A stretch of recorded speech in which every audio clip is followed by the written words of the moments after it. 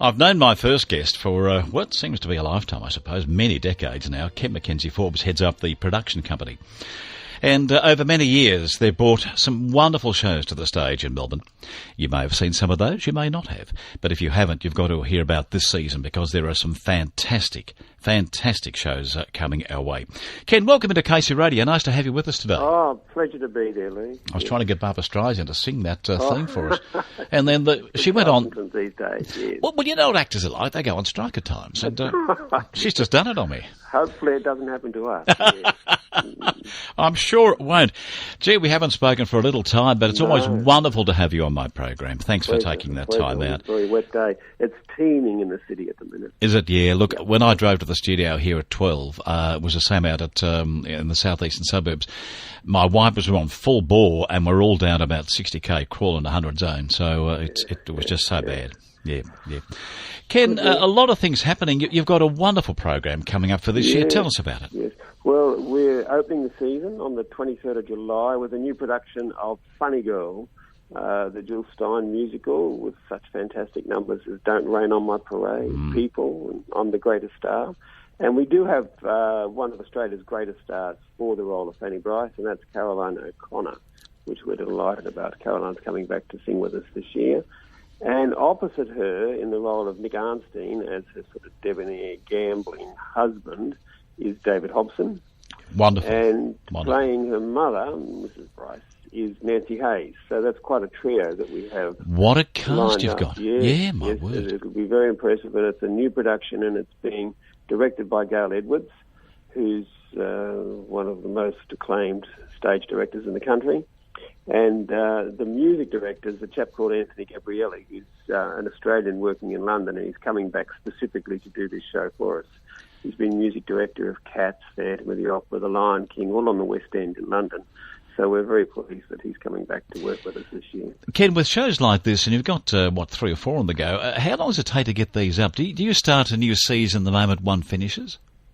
Well, we sort of overlap a bit with the planning because even this week we've had a board meeting. We've been talking about what shows we'll do in 2017, and we've got a number of shows contracted for 2017. So we're always looking ahead, and we're always thinking about who would be good in what role in which show. So it's an ongoing planning that overlaps each season, and we have to do that because there's too much at stake not to be well down the line before the season starts with our planning. Ken, it must be a long time now that the production company's been going. When did it first start? The first season was 1999, Lee. Yeah. This is actually our 18th season coming up. That's huge.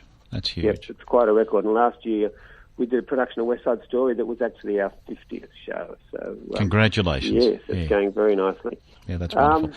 And of course, it all started from the Pratt family, didn't it? Yes, and it's Jean Pratt is still very much involved. She's our chairman, and she's in touch every day with the company and myself. And yes, very hands-on chairman, and she loves it. Yeah, that's wonderful. So we're very fortunate to have her. We've got Funny Girl running 23rd to the 31st of July. What follows that one? Well, it's a brand new musical. It's called Curtains, and it's by a couple of guys called Kanda and Ebb, who wrote the musicals Cabaret and Chicago, so they've got quite a pedigree.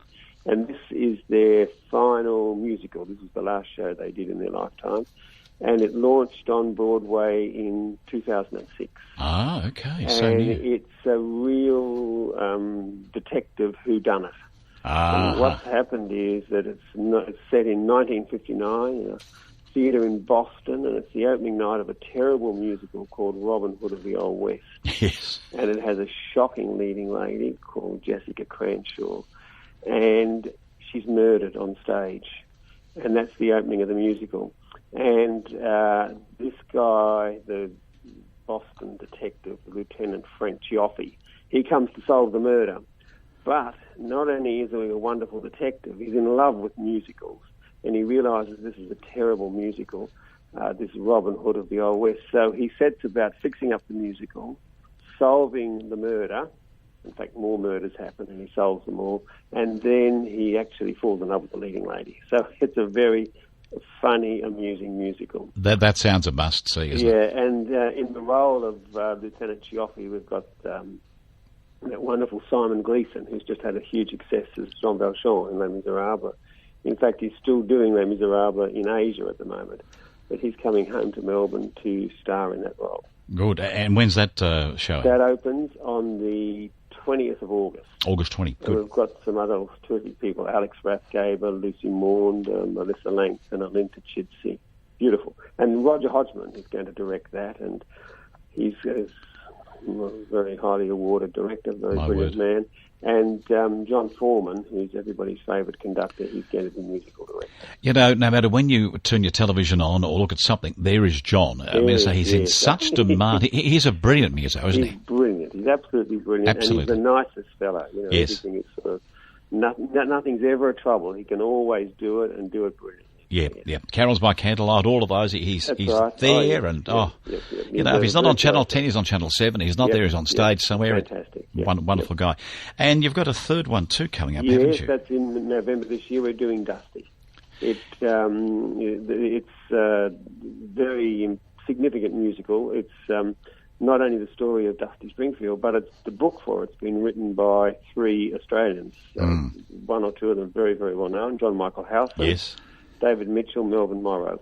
And they created it 10 years ago. It hasn't been done in 10 years. So we're delighted to be bringing it back to Melbourne later this year. I remember talking to John Michael Howson about that some time ago, and he couldn't wait to get it back. And it's wonderful that it's being picked up by yourselves. We're doing it, Yep. And we've got, in the role of Dusty, we've got the very beautiful Amy La Palmer. Oh, lovely. She's also singing Maria in The Sound of Music this year in Melbourne. Yes. So she's a wonderful talent. And she came in to sing for us when we're sort of looking to cast the role, and she's just so impressive. She's a beautiful girl. Ken, isn't it wonderful that we're giving these actors work here in Melbourne, and particularly in Australia? More, and the lovely thing is, for them, that they're all getting much more work. There is, the musicals have never been more popular than they are now, which is great. And people are very happy to buy lots of tickets for them, which is fantastic. So it's a very vibrant industry in Australia now. Yes, you always have sellouts, don't you? And it's well, we do very well. My word. Also in Dusty, it's worth mentioning that playing her confidant and her hairdresser will be Todd McKenney. So it's quite, he's having hairdressing lessons, he told me, I bet. in preparation for the role. I admire Todd, I really do. Yeah. Do you know what, Ken? I gave Todd his very first radio interview. No, that would have been a momentous 3 AK days, 3 AK days, way back. He'd come over from, I think it was Perth, and he was over here and, gave it the first interview. And he always remembers that, so if you're talking to Todd, remind him, because I'll have a chat to him later. Well, you have to talk to him when he's back doing this, yeah. I will do, in November. Well, he's that a dastardly man on Channel 7 at times, isn't he? That's right. He plays that judge who's, and of course that's part of the act, isn't it? Well, I also think he knows so much about dance, that nobody gets away with it. Yes. It's great, yep. Ken, how did you get involved in showbiz yourself? Oh, look, from a very early age I was addicted to it. And I came in through classical music, really. And long time ago, I was the senior music officer at the Australia Council. And then I turned to opera, and I ran the Victoria State Opera for 20 years. Yep. And then I moved on into commercial theatre, and now I've been associated with the production company since the day it started, 19 years ago. Were you encouraged? I've had a lovely time working in the industry. Ken, were you encouraged as a youngster to do that, and your parents were supportive? Encouraged. They were very permissive, put it like that. Were they? They were very happy for me to do it, yes. Although, I remember once, I'd been with the Australia Council 6 months. This is when I was young, and my mother rang me one day and said, "Now, when are you going to get back into the real world?" And I said, "Hopefully never." And I never did. How often do you hear people say that to their parents? And even school teachers for that matter too, When are you going to get a real job? Well, you haven't been out of work either. I'm going to say it's been wonderful. No, I've been very fortunate. It's been a wonderful industry for me. Yep.